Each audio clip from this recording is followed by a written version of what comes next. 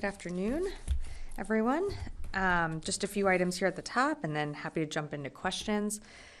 As part of our ongoing multinational efforts to protect freedom of navigation and prevent attacks on U.S. and partner maritime traffic, this morning, U.S. Central Command forces conducted strikes on 2 Houthi anti-ship missiles that were aimed into the southern Red Sea.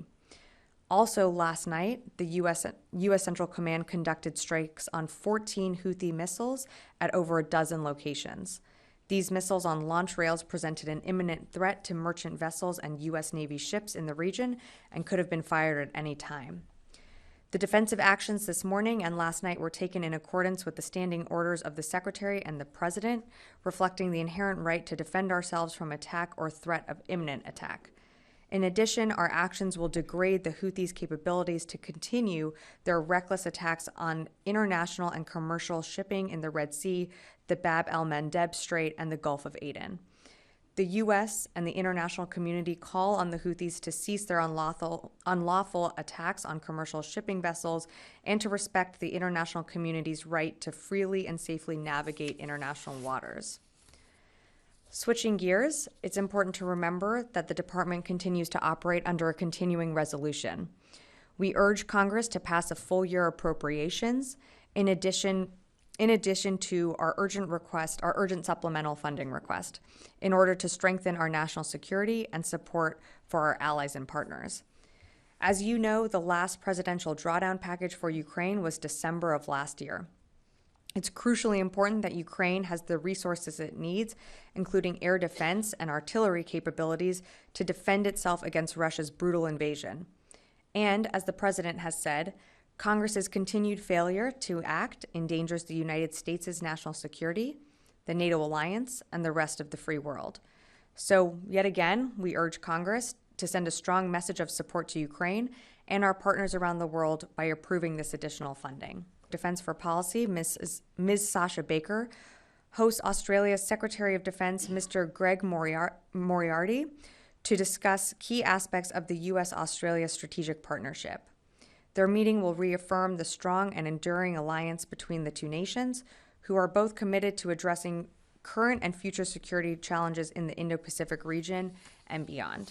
And with that, I'd be happy to take your questions. Yeah, Lita. Hi, thanks, Sabrina. 2 things. One, can you update us on the Secretary? Sure. Is he still working from home? And is there an expected release time when he will be able to come back to the Pentagon? And then, do you want to do that? I have a follow-up. Sure, of course. So the Secretary remains working from home. He's been participating in meetings since he's resumed full authorities, but has been participating in meetings here in the building, have a date of when he'd be back in the Pentagon. But I know we're certainly wishing him a speedy recovery, and I'm sure he's wanting to come back as soon as he can. And then secondly, on the strikes on the Houthis, other than the very first initial barrage that was U.S. and Brits last Friday, these have all been U.S. strikes. Is the U.S. now sort of unilaterally going its own on all of these strikes? Why has there been no allied participation at this point? Well, I mean, the last time we had allied participation wasn't that long ago. It was just a week ago. We've taken these strikes because they are inherently defensive in nature. The Central Commander has the right, when he sees a threat posed to our forces or commercial shipping, to take the action that he needs, which is why you saw the strikes just yesterday and early this morning of what appeared to be missiles that were getting ready or preparing to launch into the Red Sea. We always work with our partners and certainly inform them of when we are conducting any operations. These are just happen to be ones that have been done by the United States, but of course not forecasting future operations. But the multilateral coalition that came together last Thursday was something that was unique to that day, but that doesn't preclude anything from going forward. And what was used in these latest strikes today? The latest strikes you mean from the one this morning? Yes. So that was Navy fighter aircraft that was used. F-18s. Yeah. Natasha. Thanks, Sabrina. So President Biden said this morning in response to a question about whether the strikes are actually working against the Houthis, he said, when you say working, are they stopping the Houthis? No. Are they going to continue? Yes. Does the Pentagon agree with the president's assessment that these strikes are not stopping the Houthis? And what is the overall strategy here, apart from kind of just preemptively striking them when they appear to launch a missile, for example, or preparing to launch a missile? Well, I think, and also I believe the National Security Advisor, Jake Sullivan, also spoke to a little bit about this week. We never said that the Houthis would immediately stop. That is something that they will have to make that decision and that calculation to do. It's in their best interest, I think, to stop. You've seen that we've been able to degrade and severely disrupt and destroy a significant number of their capabilities since Thursday. But it's really on them when they decide that they want to stop interrupting commercial shipping, innocent mariners that are transiting the Red Sea. We also expected that there would be some type of retaliation from our initial strike on last week on January 11th. So we were expecting that, but what we've seen are lower scale retaliatory, like 1 or 2 missiles going into the Red Sea. Nothing like what we saw the previous Tuesday, where that was that largest barrage that we had seen from the Houthis. Do you assess that is because of the extent to which the U.S. has destroyed their infrastructure, that they're not launching these large barrages because they simply can't?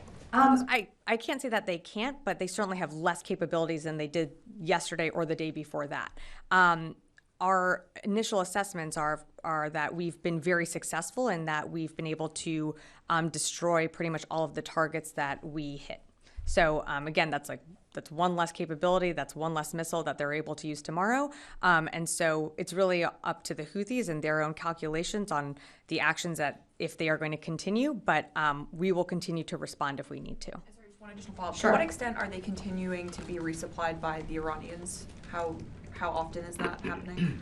So I wouldn't be able to get into an intelligence assessment on how often, but we know that the Houthis, along with other militant groups, are funded, equipped, supported by Iran, but I don't have necessarily a daily schedule to read out on how often they're resupplied. As you saw earlier this week, Central Command announced that we interdicted a ship that was likely heading towards Houthi-controlled territory in Yemen that had housed or was carrying warheads, other weapons and capabilities that they've been using to launch weapons into the Red Sea. So while I can't give you more of a time frame of how quickly they're being resupplied, we certainly know that Iran is supporting them. Fadi. Thank you, Sabrina. So in light of President Biden's statement today that these strikes will not stop the Houthis, what is the strategic aim of the Pentagon? Do you acknowledge that the Pentagon is not able to stop the Houthis? Well, I wouldn't say that we are not able to. I mean, we are taking defensive strikes, or they're defensive in nature, because we do not want to see commercial shipping, innocent mariners continue to be targeted, and our U.S. forces. So that's why you saw the action that we took earlier this morning and late yesterday to degrade and destroy their capabilities. But when the Houthis decide to stop, that's really going to be a decision that they make.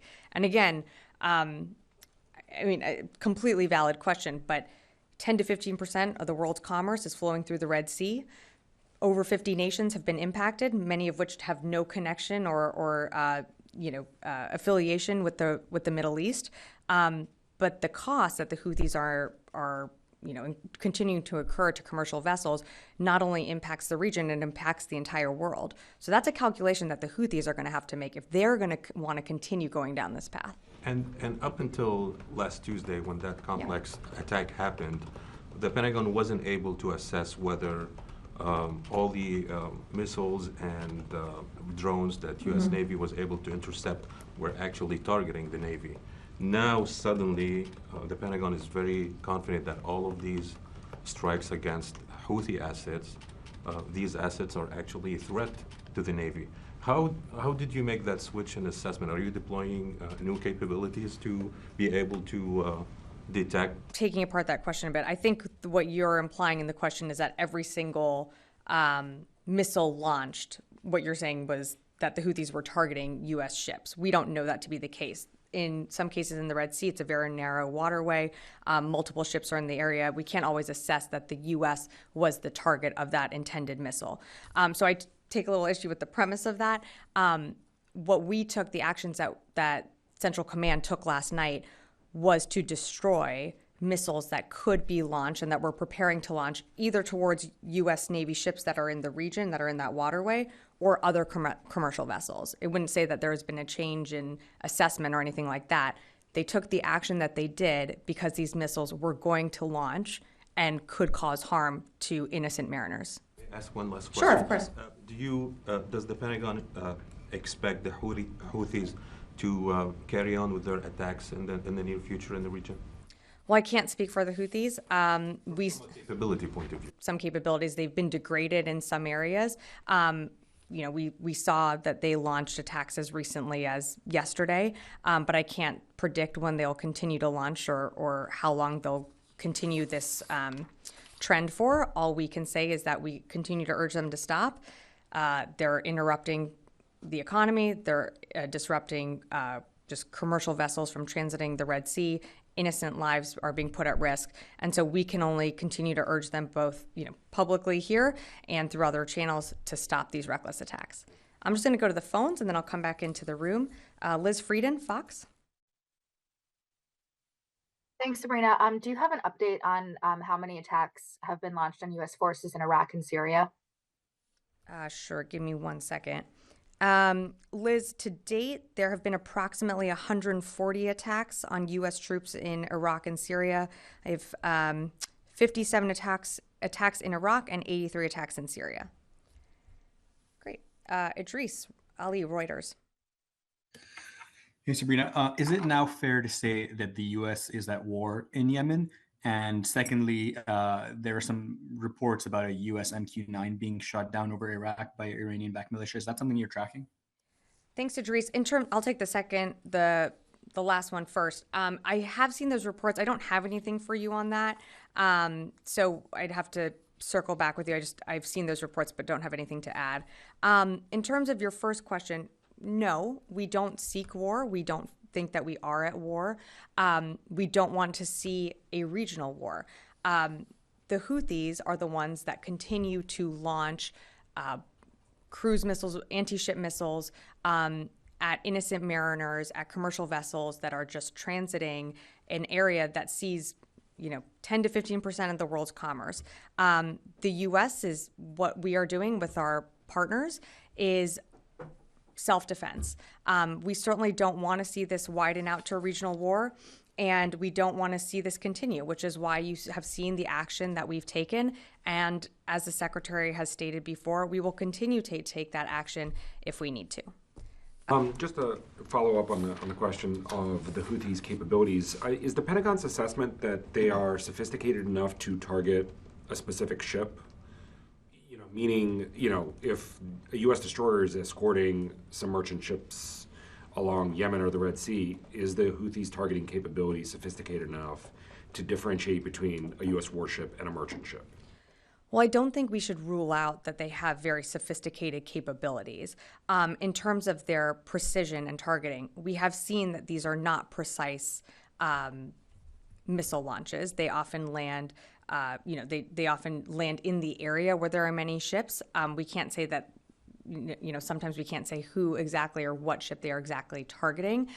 So I think there is some imprecision when it comes to the actual targeting of a specific vessel. But again, it still puts many, many lives and many, many ships at risk when you have a ballistic missile traveling that way, that a commander is forced to make that decision in that moment to shoot it down in the vicinity of however many ships are transiting such a narrow waterway. Well, right, and so I guess to follow up on that, I mean, is the given that imprecision, is the distinction of, the Houthis meant to target a U.S. destroyer or not sort of meaningless? No, I mean, we can do our assessment, and sometimes we believe their assessment is a commercial ship is transiting, or sometimes we assess that it is a U.S. destroyer that's in the region or one of our partners in the region. Again, I don't think we've seen exact precision, but it is when we give our assessments and when we read those out to you, it is our assessment that of what the target was. Yeah. Hey, Missy. Yeah. Hey, how are you? I know that you guys have said that, or Pat said yesterday, that you may not be able to give precise information about the reduction in their military capability or their missile stockpile. But can you guys give any information about casualties? Because that is something that has been given, kind of information has been given in the past. In terms of casualties, we have not assessed that there have been any civilian casualties. I can't give you a assessment just yet on any militant casualties. Okay. That's something that's still ongoing. You can give us eventually, because DoD has provided that information in the past for certain kinds of strikes. It's something that we're continuing to assess, and if we can and are able to, conclude that there have been casualties, we will read that out. Okay. Yeah, of course. Yeah, Brad in the back. Yeah, so Congress is calling for a briefing on the Secretary's hospitalization. Is the Secretary committed to sitting down with lawmakers for a briefing or a hearing like sometime soon?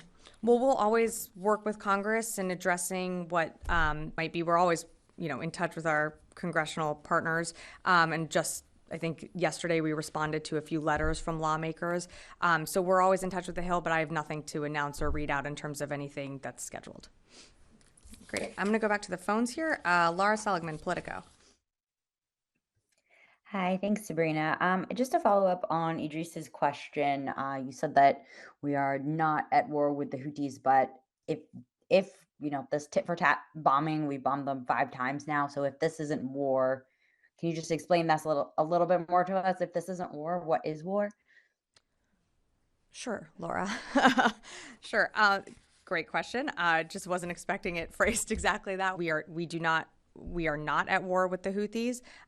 In terms of a definition, I think that would be more of a clear declaration from the United States. But again, what we are doing and the actions that we are taking are defensive in nature.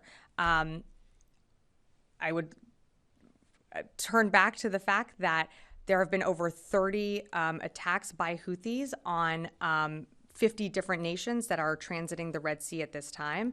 I can only repeat so many times that we do not seek war with the Houthis, but we will take self-defense actions if we need to protect our troops, to protect commercial shipping, and to ensure that freedom of navigation is still allowed through international waterways. I'll take another question from the phone here. Jared Zubra, Al Monitor.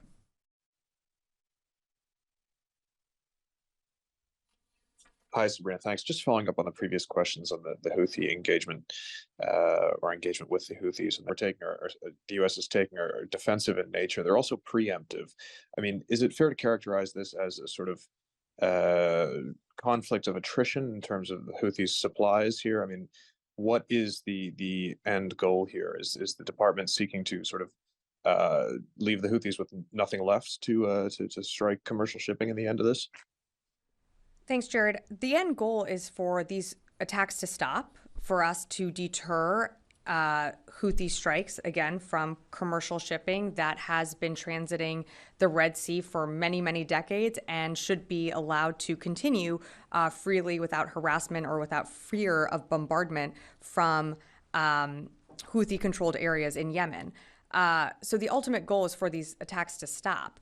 It's up to the Houthis to decide when that occurs.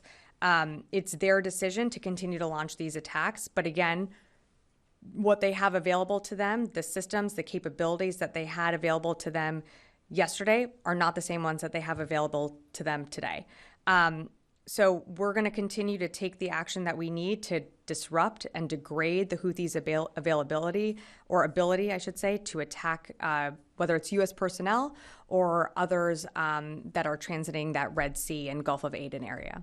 I can go back in the room. Yeah. Thanks very much. First, can you be any more specific than with the damage that's been done to the Houthis' capabilities beyond significant? And then also, you've talked about taking defensive measures. You want the attacks to stop and deterrence, but it seems like the Houthis so far have not been deterred. So does the Pentagon have any assessment or any plan on how to change the Houthis' calculus and what it will take for the Houthis to be deterred at this point? I think I appreciate the question. I think I've answered that one. Again, it's up to the Houthis to decide when they want to stop. How much cost are they willing to incur every single time that we disrupt and degrade their capabilities? How much cost are they willing to incur every time they disrupt commercial trade that doesn't just impact around the world? That's really a calculation that they have to make. We can't make that for them. We can continue to urge publicly and privately that these attacks stop. And again and reiterate that we always reserve that right to self-defense and will protect our forces where they are located in the Red Sea or all around the world. In terms of I think you're asking about, your first question was on BDA. I mean, I think at the top I said that we assessed that our strikes last night destroyed or had the intended impacts that it was intended. Sorry, that's a bit of a word jarble there. That it had the intended impacts with almost all of the missile launchers destroyed. If I could follow up, if it's up to the Houthis to decide when to stop the attacks, how is the U.S. creating any sort of deterrence? If the U.S. isn't willing to do more to change the Houthis' calculus, where does the deterrence come in? Well, again, I think you are seeing us do more. We are continuing to, on last Thursday, you saw us take action with coalition partners. Since then, you've seen us take subsequent action and follow-on actions. We don't control the Houthis. The Houthis have to make the decision, the calculation, that this is not worth it anymore. We will continue to reserve the right to self-defense, to defend our forces, but it is up to them. At what expense do they want to continue to go down this path? We don't want to continue to see this go. We want to ensure that mariners, that trade can continue to flow through the Red Sea, and that's why you saw the Secretary in December announce the formation of Operation Prosperity Guardian, which is to ensure that commercial shipping can continue freely and openly of harassment from the Houthis. And then you've seen us since then, as recently as last week, take self-defense action. So again, it's up to a calculation on the Houthis of when they want to stop. I'll come right here. Yeah, Rio. Thank you so much. Earlier this week, U.S. Force Japan issued a statement and started relief effort for the earthquake in Japan. How do you see the significance of this cooperation, and is U.S. Force Japan ready for further assistance if requested by Japan? So I think General Ryder might have announced that we are assisting. We did receive a formal request for support. 2 UH-60 aircraft from U.S. Army Aviation Battalion Japan are assisting Japanese self-defense forces with the delivery of material for those that have been affected by the earthquake. This allows the Japanese self-defense forces aircraft to focus aviation efforts on transporting evacuees from affected areas. So that's what we're doing right now. If we are receive another request for further support, of course, we'll work with the government of Japan to help accommodate that one. Louis.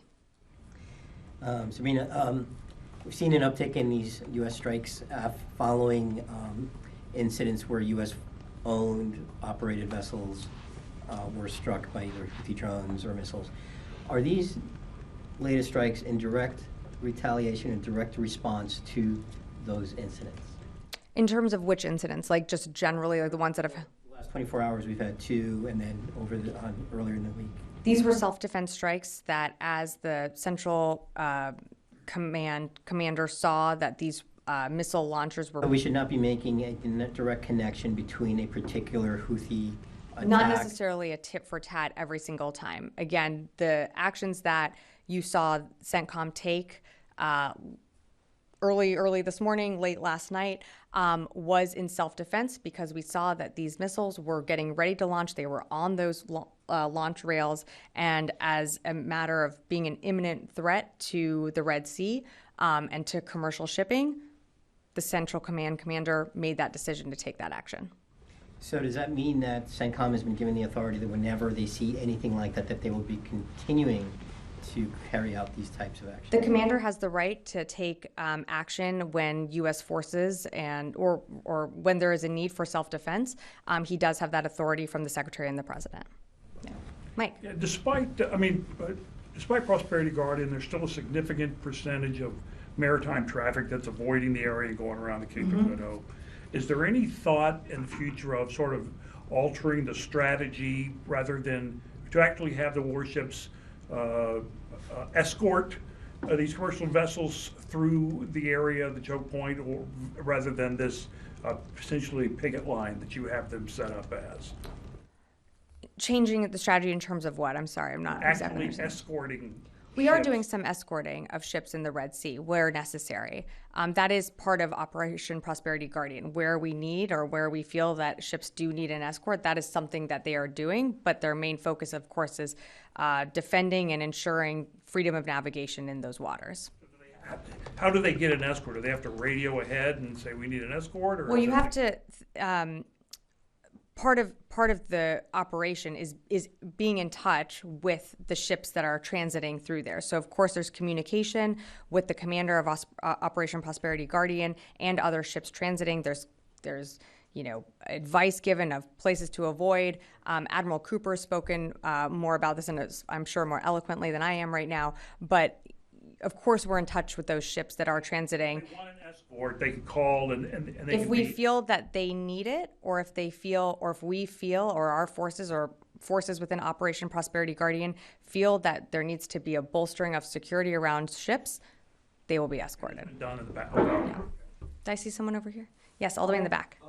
Just a little bit of a different question regarding everything going on in the Middle East. Sure. Since October, Iran-backed Hamas launched that massive attack against Israeli civilians and tourists from other countries.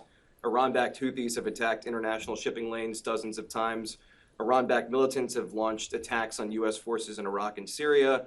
Iran has supplied Russia with weapons to use against Ukraine, and now Iran is launching strikes in Pakistan. I was wondering what the Pentagon's message is to Iran, and is deterrence working?